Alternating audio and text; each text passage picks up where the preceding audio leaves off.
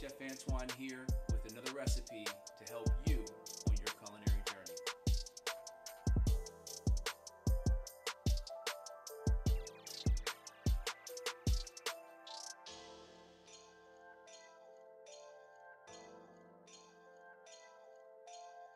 Let's get our aprons on and start cooking.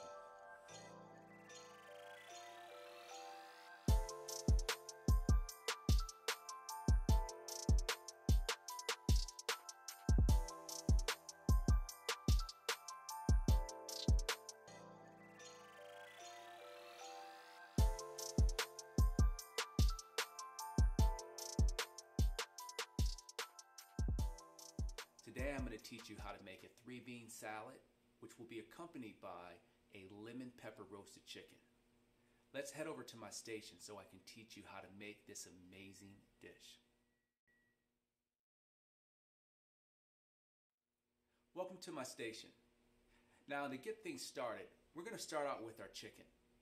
In this recipe, you have the option to use chicken breast or chicken thigh. You also have the option to go skin on or skin off. Either way, the chicken will be absolutely delicious. If you notice in front of me here, I have 2 cutting boards. I have a plastic cutting board and then I have another cutting board underneath. Whenever you're butchering chicken or working with the protein, I always recommend having 2 separate cutting boards. This allows you to prevent cross-contamination, which is very, very important. So to get things started, I'm going to bring my chicken over to my cutting board. Here I'm using what's called an airline breast. And you can tell the difference between the airline breast and a normal chicken breast by the size. The airline breast is exactly what it sounds like, an airline. No, it's a commercial name that's used to describe the size of the chicken. This particular airline breast came from what's called a roasting hen. A roasting hen is a chicken that's by design used for roasting in the oven. They tend to perk up a little bit more, they retain their flavor a little bit more, and they retain their juices much better than your normal chicken. So with this chicken, I have skin on.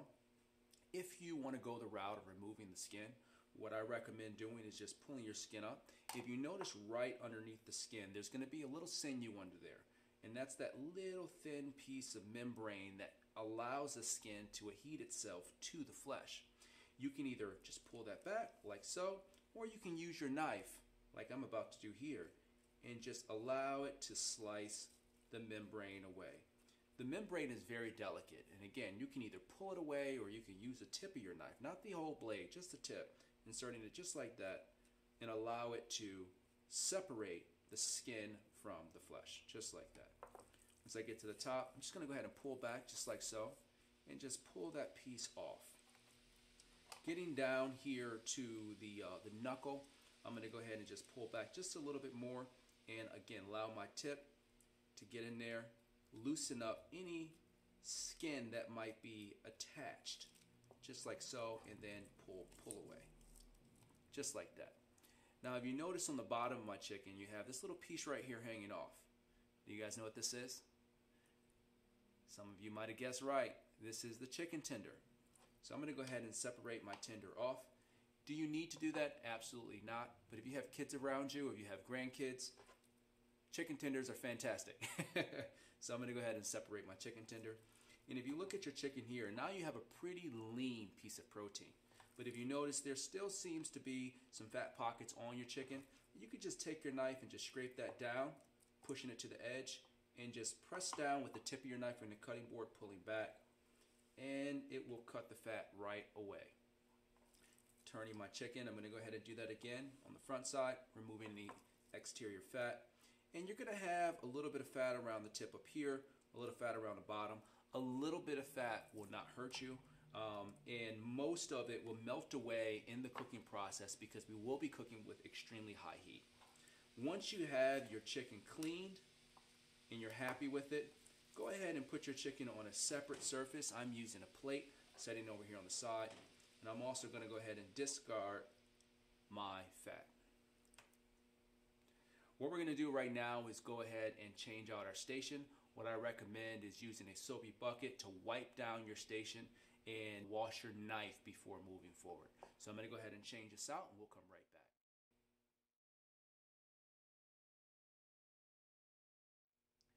Now that we have our station wiped down, ready to go, we're going to go ahead and move on to the next step. But before we do that, please take a second to go ahead and preheat your oven. Turn your oven to 425. You're also going to need a small pot with about a quart of water. That's 32 ounces. You're going to need to add a tablespoon of salt to that.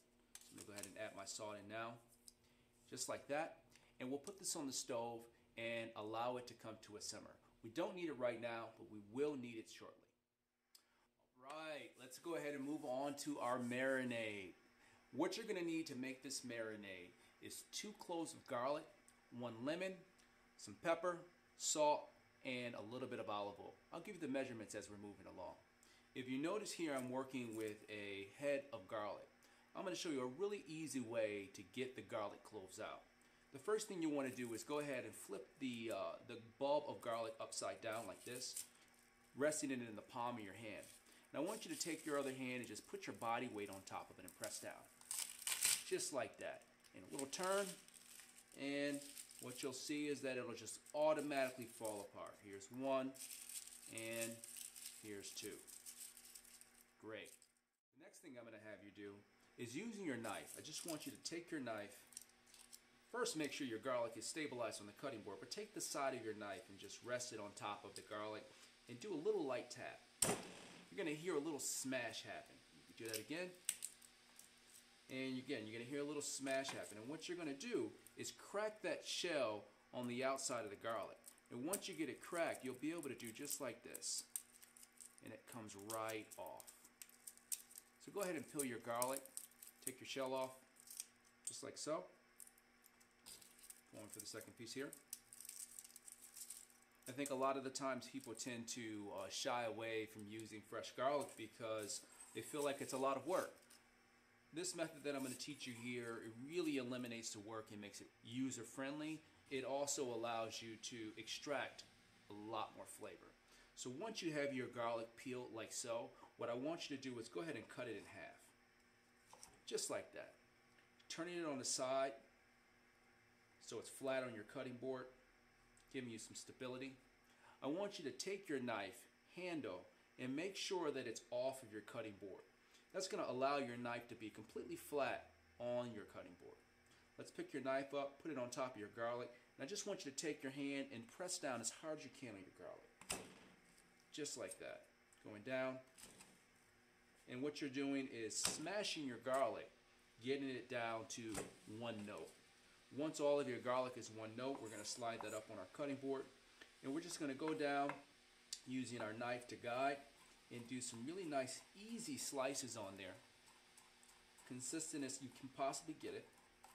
Going across one way. And then once you've achieved your goal and you've gotten across, let's turn our knife the opposite way and go down. And as I said in the very beginning, this is going to be the easiest minced garlic that you've ever done. And once you get that done, you can bring it together. Notice how I just scraped off my knife, and I'm going to do a little bit more knife cuts on there just to try to make sure that I've got this as uniform as I can possibly get it. And voila, here we go. Beautiful, beautiful minced garlic. We're going to go ahead and add that to our bowl. Just like that.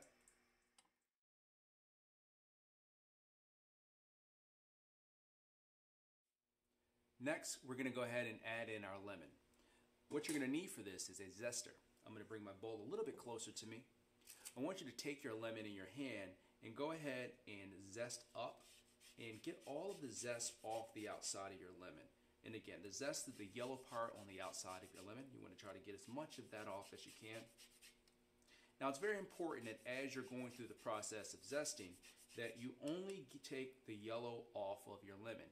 You don't want to get down to the white part.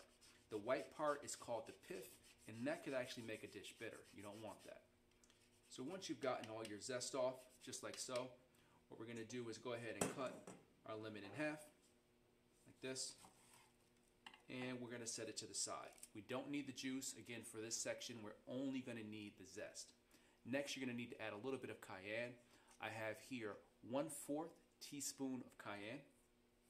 You're going to need some black pepper, roughly about a half teaspoon of black pepper.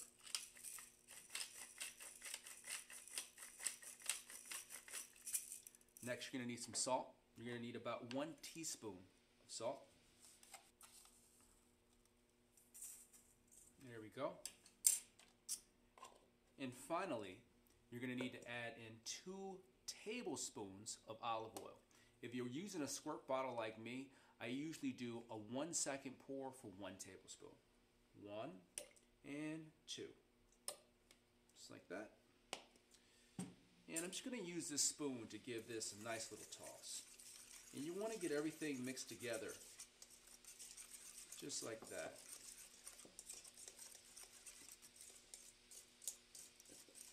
Oh boy, the zest smells so good. It's perfuming the kitchen right now. The garlic smells delicious. We're off to a great start.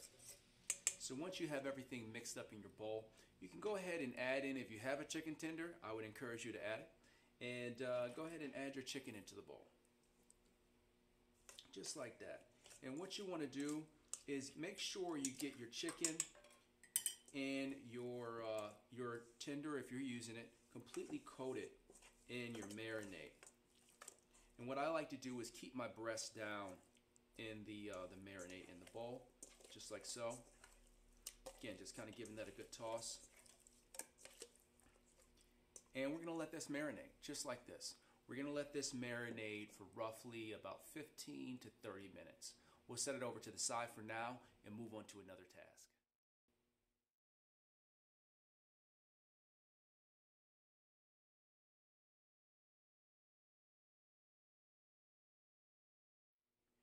Next, we're going to set our chicken up for success. Let's go ahead and take that lemon that we cut in half earlier and bring it back over to our cutting board. You're also going to need about a half cup of onion. I'm working with a pretty small onion here, so I'm only going to need 1 onion. If your onions are a little bit larger, I recommend measuring them out. What you're going to do with your onion is just go ahead and cut the bottom off, just like that. Turning it, creating a flat surface, turning it up. We're going to turn it sideways, and I'm going to cut it directly down the middle to cut our onion in half. Go ahead and remove the hard exterior from your onion, just like that. Pull it back. And we'll do that on both halves. And again, if you're using a much larger onion, you only need about a half cup of onion. Once I have that done, again, putting my scraps over in the scrap bin that I have over here on my station. And what I'm going to do is do some really nice slices on my onion, just like so. And when you're slicing your onions, and I'll hold this up for you all to see, what you're aiming for on that is about a 1/4 inch slice. And I'll hold up my knife for you all to see it. And you want to try to get them as consistent as you possibly can when you're doing your knife cuts. And that's for even cooking.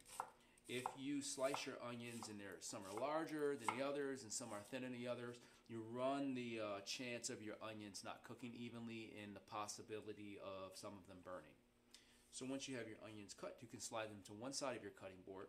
And then I'm going to take my lemon, again, turn it on the side, and I am going to do the same thing. I'm going to go ahead and do some really nice slices on my lemon, just like that. And I don't know about you, but I love the way citrus smells when you slice it in the kitchen. It just automatically makes your mouth salivate. Oh gosh. And then once you get your lemon sliced like that, what I'm going to encourage you to do is use a saute pan. If you don't have a saute pan that you feel comfortable putting in the oven, you could also use a baking tray as a substitute for a saute pan. But what I'm going to go ahead and do is I'm going to take my lemons, just half of the lemon, and lay it down in the pan, creating a little base. And our chicken is actually going to go right on top of this, and I'm going to hold it up for you all to see, right in the center of the pan, just like so. And then I'm going to take half of my onions right on top of the lemons,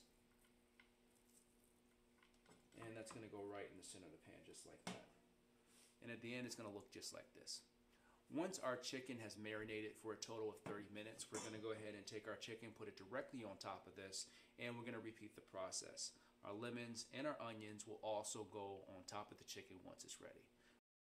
All right, so while we're waiting for our chicken to finish marinating, it's been sitting there right now for roughly about 5 minutes. We still got a little bit of time. Let's go ahead and move on to our three-bean salad, which I'm super excited about. Now, as I mentioned earlier, the beans is the star of this dish. Let's talk a little bit about the power that each bean brings to this amazing dish. Now, the first bean we're going to use today is actually kidney beans. And aside from this being a very important food group, this is actually considered a major protein source for people around the world. Kidney beans are high in fiber, and they're also low on the GI chart, which means that if you have a high blood sugar, this will not affect it after a meal. A lot of great benefits from the kidney bean that people don't realize. Now, kidney beans can come in black, white, or red as we have here today. It's very important that if you're working with raw kidney beans that you do not eat them raw. They have to be cooked. If you try to consume a raw kidney bean, they can be toxic for your body.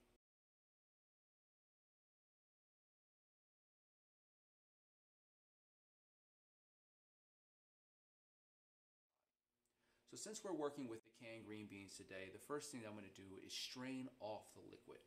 You're only going to need roughly about a cup of kidney beans for this recipe. So I'm going to go ahead and strain off what I need. And I recommend running a little bit of water on your kidney beans to rinse off any of the excess water that was on them. That way we can impart more flavor. Once we have our kidney beans washed, they're good to go. I'm going to go ahead and change mine out and put them in a separate container. Now the next thing we're going to be using is garbanzo beans, aka chickpeas.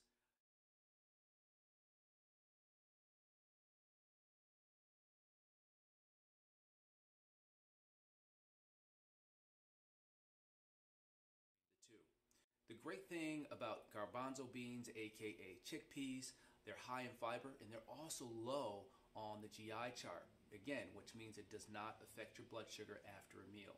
Legumes are actually really good for your digestive system, which helps your stomach when you're passing things through your body. So all in all, these two together, just these two together, is an amazing combination. Let's go ahead and rinse them off the exact same way that we did our kidney beans. Now the final bean we're going to be using today has many names. Green bean, snap bean, screen bean. It really depends on what part of the country you're from. And these things are absolutely amazing. Aside from having zero cholesterol, they have vitamins such as A, B, C. They're full of minerals such as zinc. They're just an amazing, amazing vegetable that adds so much value to not just the dish, but your body. They could be eaten fresh like this, or you can cook them like we're going to do today. We're going to slightly blanch them. You know, when I have some good, it makes me want to dance. I love them. So what we're going to do for this next stage is I want you to get a little bowl and fill it up with cold water like I've done here. I'm going to set that to the side. We're going to take our beans and cut them in half. If you recall earlier, I had you put a pot of water on the stove with the 1 tablespoon of salt in it. At this point, that pot should be boiling. We're just going to cut our beans in half. And what we're going to do is take our beans and slightly blanch them. Now this process is very quick. Your water needs to be at least above 212, which is boiling, in order for us to be able to pop the color and for us to be able to retain the flavor. What we're not looking to do is overcook our green beans. Now, the texture we're going for on this is al dente, which means that it has a slight bite. If you're not comfortable with al dente, feel free to leave it in the water a little bit longer. I would highly advise not leaving them in the water for any longer than 2 minutes, or they'll lose their color and they'll start to turn brown. Let's head over to the stove and get these things cooking. All right, now we're at the stove. As I pointed out, you want to make sure that your water's at a boil. And the reason is because we're going to be introducing a cold product to a hot pan. And if our water's not hot enough, when we put the cold product in there, it's going to drop the temperature of our water so low that it's going to actually turn into a poach versus giving us a nice blanch. So you want to make sure that your water's like this, you have a really nice boil on it before you put anything in there. Once you have your water boiling like this, go ahead and put your beans in there. And as I mentioned earlier, it's not going to take long. Notice that I already have my bowl of water set right here next to my pot, just so I'm ready to go right when they come out. I also have over here what's called a spider. That allows easy access in removing the green beans from the hot water, submerging them in the cold water to stop the cooking process. If you take them out and you do not submerge them in cold water, they will continue to cook. As I mentioned, they don't take much time to cook. Let's take a look and see what's happening. So as you can see, the color on these have already begun to change. They're getting really, really nice, bright green. Let me taste one to see where the flavor's at. They're almost there. I would say I'm probably about 15 seconds out before I need to remove them. And as you can see, the blanching process never stopped. As soon as I put the beans in there, they continue to boil. That's where you need them to be at. I'm going to go ahead and remove my green beans from the water and put them into my water that I have over here on the side. And they're done. That's it. That's all we needed to do. Let's head back over to the cutting board to get our chicken ready to go in the oven. All right, so our beans just came off the stove. I want to move them around a little bit in the water just to make sure that, there's no hot spots. They're completely cooling down. And I'm just going to take a few in my hands so you guys can see. Take a look at that bright green color. Look how beautiful that looks. That's what you're looking for. This is going to add so much dimension to our salad, and it's also going to add a lot of texture because it has a really nice crunch. So I'm going to let this sit in the water for a little bit as it continues to cool down. I'm going to go ahead and move back over to the chicken. Right now, it's probably been about 15-20 minutes for our chicken. I believe it's ready to go. Feel free, if you have the time, to let your chicken marinate longer. You can let this sit in the refrigerator overnight. It's really up to you and how much time you have to invest in the marinating process. So as I mentioned earlier, I already have my onions and my lemons already down. I'm going to go ahead and take my chicken out of the bowl and just get a little bit of that marinade on the bottom and put that directly on top of the lemons and the onions. Next, I'm going to go ahead and take my lemons that I had reserved on the side and put those on top of my chicken. Just going around just like that. Oh, my mouth's watering. It smells so good. Next, I'm going to take some more onions that I had on the side over here. Again, some that I reserved, putting them on top. Now, this next part is kind of important. This is a lemon pepper chicken. I want you to take your pepper and go ahead and finish this with some pepper on top. I promise you it's not going to be too much. It's going to give you a really nice flavor. Beautiful. Once you have your chicken ready to go like this, you can take the remaining oil and just put a little bit on top. Just like that.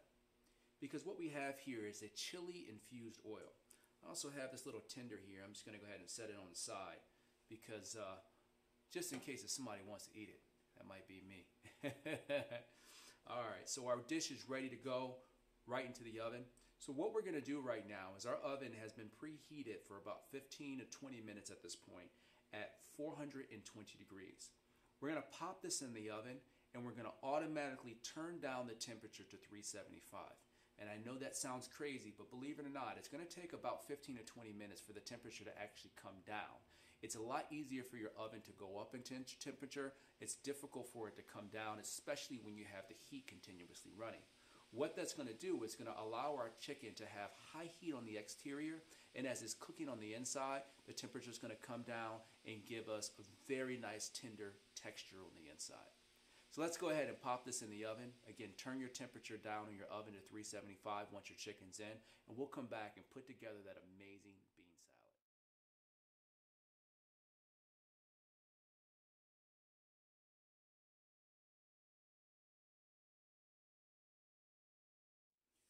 All right, at this point, it's all coming together. Our chicken's in the oven, our beans are blanched. Let's go ahead and move on to the next step, which is making our amazing bean salad. So what you're going to need for this to start is 2 cloves of garlic and a ½ cup of onions, exactly like what we used earlier. So again, I already have my garlic already smashed here on the side. Let me go ahead and take 2 cloves of garlic, bring it a little closer to me. Same with the onion. I'm using a very small onion here, which equates to roughly about a ½ cup. If your onion's a little bit bigger, I recommend only using half. So I'm going to go ahead and cut the base of my onion off. Cutting the onion in half again. Doing the smash on my garlic. Again, just cracking that exterior shell, just like so. And let's go ahead and take our shell off. I want to point out how I'm working. Notice that I'm doing it all together. I'm not doing it separate.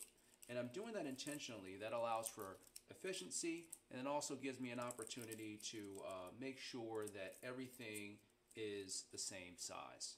So I'm going to go ahead and remove the skin on the outside here. And you know, if you guys are into stocks and you like to make your stocks at home, you could actually use the skin of your onion, and you can also use the skin of your garlic to make amazing stocks. And that's just by having some water on the stove, adding this in there.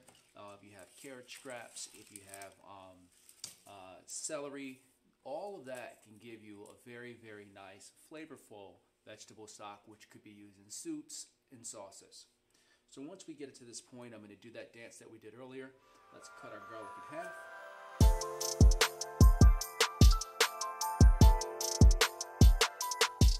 I hope at the end of this that you guys not only try this method, but use it.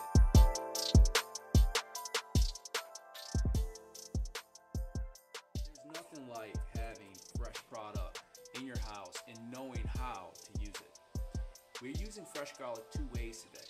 We're using fresh garlic in our oven, we're roasting it, and we're also going to have the raw garlic in our dressing. It's going to give us an amazing flavor.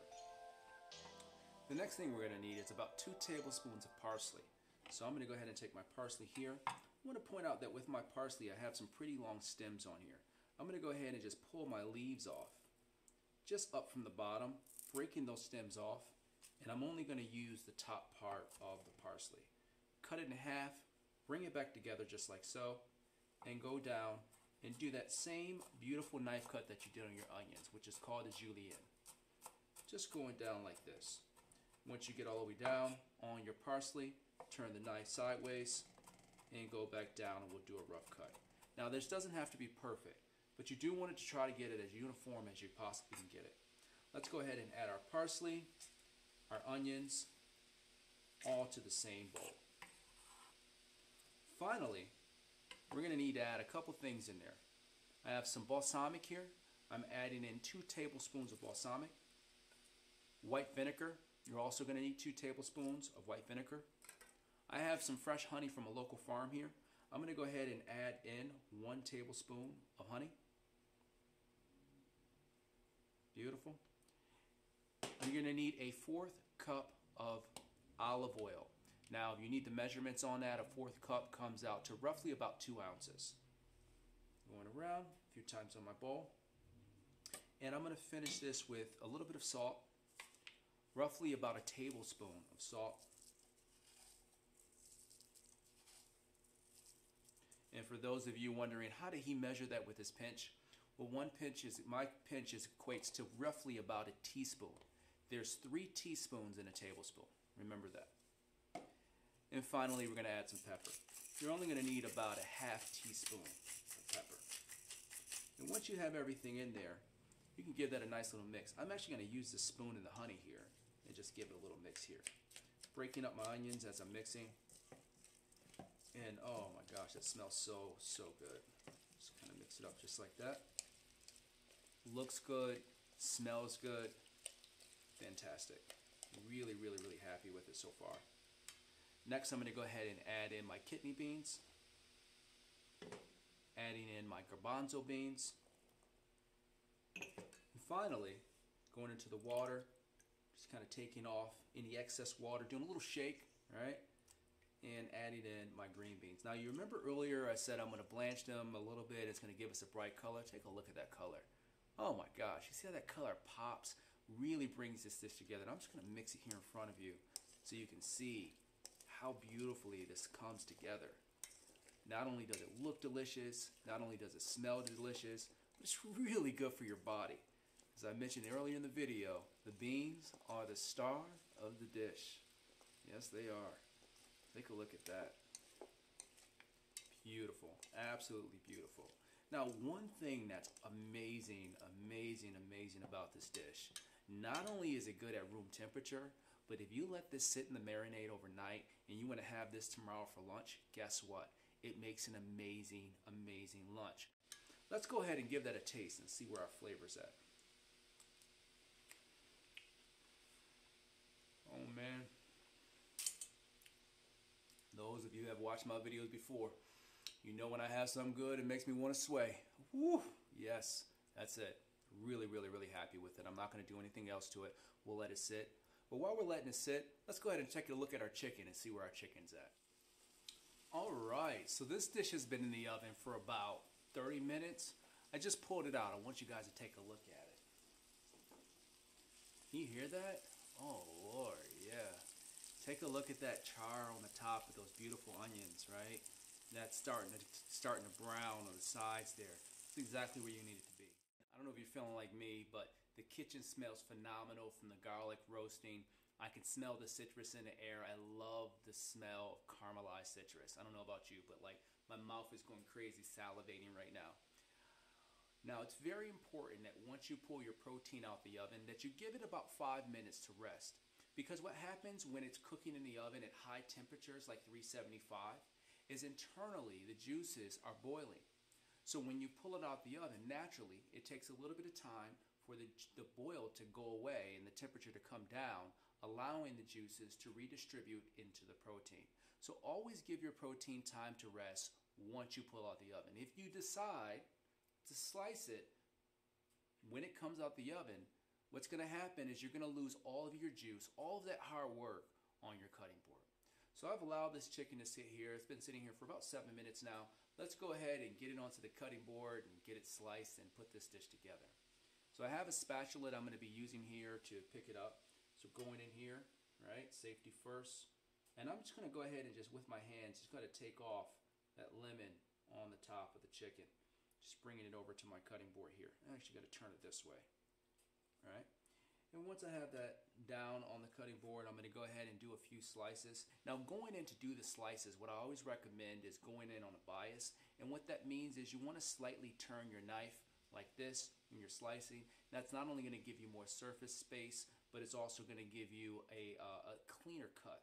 So going in, starting with the tip of my knife here, I'm just going to do a little slice up. Oh man, just like butter. Cutting down, going down. Really, really, really, really happy with the texture of this chicken. I'm going to just pull it apart for you guys to see it. Ooh, wee. Yes. Ooh, gosh, that's beautiful. All right, so I'm going to just pull that apart for you guys to see what it looks like inside. And as you can see here, beautifully, perfectly cooked all the way through. All right. I'm going to bring that back together just like that, setting my knife down on the side. And I'm going to pick this up from the back where it's sliced in and just set it back in my pan. I brought another plate over here so I don't get the other plate dirty that we're going to plate up on. I'm just going to set that down on the cutting board here, bringing my plate up, plate here on the top. And I'm going to take this amazing spoon and start to build. So I'm going to go right here with my beans, again, just mixing in some of the beautiful juices from our vinegar, getting that mixed in there really nicely. And I always like to go down right in the center of the plate, just like so. Oh gosh, this smells so delicious. All right, and as I mentioned earlier, the beans, they're the star. So, you know, don't be shy with the amount of beans that you're going to give yourself. They're really, really what makes this dish so amazing. Then I'm going to go ahead and take my chicken. Now what I like to do is I already have this sliced here, so I'm going to start right here in the front. So whenever I look at a plate, I think like a clock, all right? 12, 3, 6, 9, right? So I'm working backwards from 6 to 3. So I'm going to start right here, going down just like this, kind of allowing my chicken to, well, actually that works. A little piece right there works, just like that. Fanning it out, and taking this beautiful brush right here, going right here on the top. My beans, bringing that a little closer. Now, we have all of this beautiful roasted onion over here in our pan. I'm going to go ahead and get my spoon and get some of those roasted onions. If you want some of that lemon, get some of that lemon. And we'll just garnish right there on top of the chicken with it. Oh, yeah. And finally, we're gonna get a little bit of that natural juice that we have in there from our salad. Drizzle a little of that on our chicken as a sauce. And there we have it. Lemon pepper roasted chicken with a beautiful, beautiful 3-bean salad. Not only is it a very healthy way to enjoy dinner, but it adds so much flavor and so much nutritional value to your body. I hope you guys enjoy this recipe, and I look forward to cooking with you in our next session.